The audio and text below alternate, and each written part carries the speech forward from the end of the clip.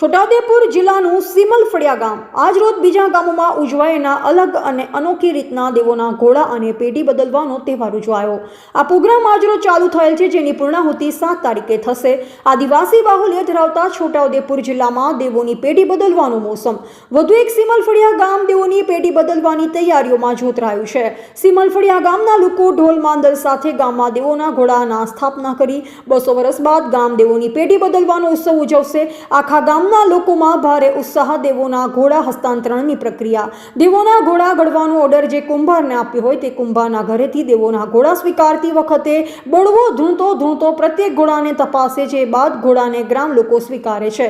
ગામે આવ્યો રૂડો અવસર, લાખોના ખર્ચે ગામના લોકો કરુંડિયા ઈંદની ઉજવણી સાથે દેવોની પેઢી બદલ આદિવાસી બાહુલ્ય ધરાવતા છોટાઉદેપુર જિલ્લામાં વસતા પેઢી નાખવામાં આવતી અને 2 મહિના પૂર્વે ગામના સરપંચ આગેવાનો ભેગા લીધા। ગામના લોકો માત્ર બહાયેલું જમીન પર પધારી કરી સુવાનું આદિવાસી સમાજના રીત રિવાજ। 7 તારીખે પ્રોગ્રામ સમાપ્ત થશે।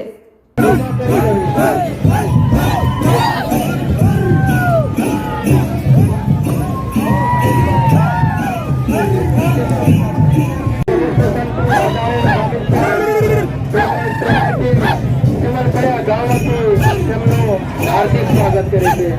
साहेब आपણા ગામમાં મેળામાં હાજરી આપી ખૂબ બધા સિમલફળિયા ગામ વતી એમનું હાર્દિક સ્વાગત કરે છે।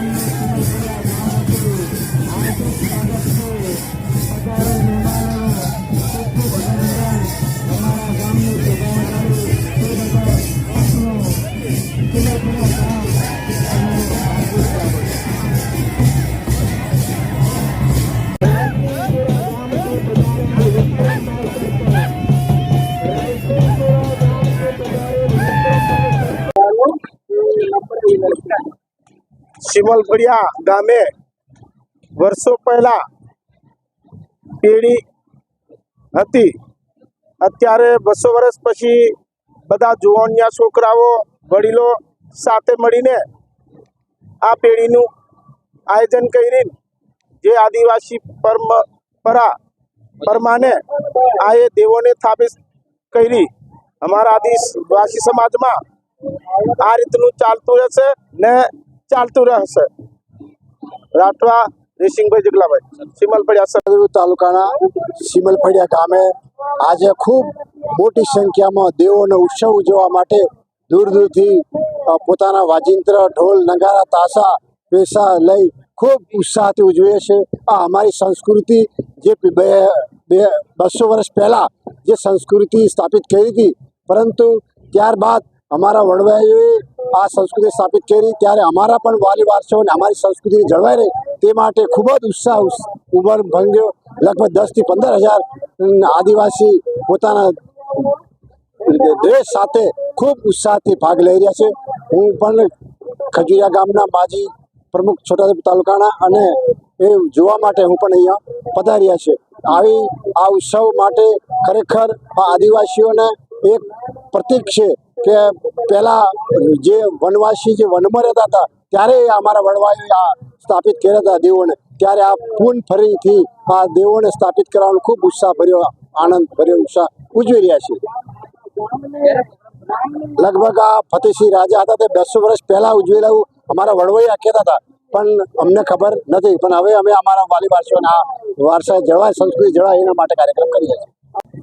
છોટાઉદેપુર તાલુકાના સિમલફળિયા ગામે દેવોની પેઢી બદલવાની પરંપરા ચાલી રહી છે, ત્યારે આજે અમારા ગામની અંદર 10,000ની વસ્તી થી આજે ઉત્સવ અમે મનાવી રહ્યા છે.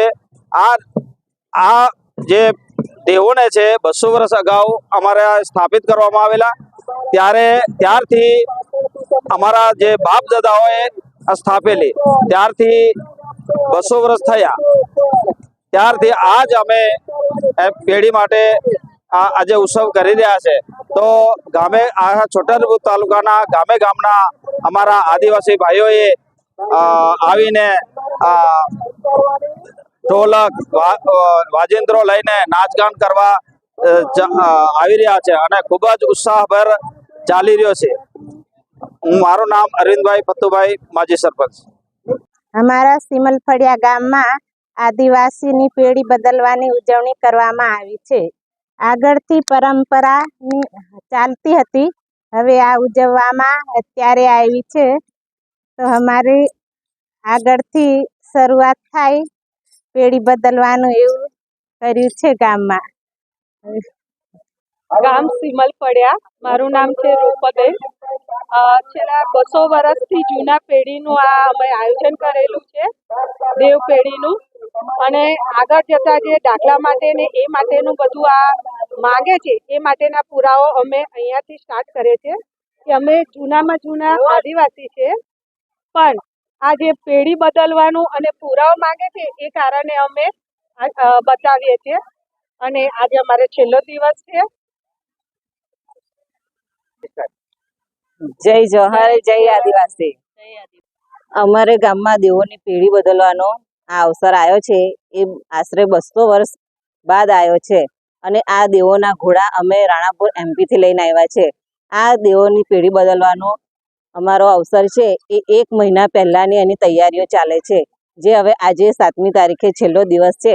એની આજે અમે ઉજવણી હર્ષ ઉલ્લાસથી કરીશું. ગામ સિમલફળિયા, ગીતાબેન રાઠવા. હા.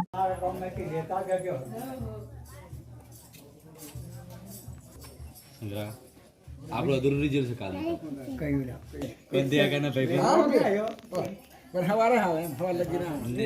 અમારે ભાઈ પછી લઈએ, પછી મેન દેવ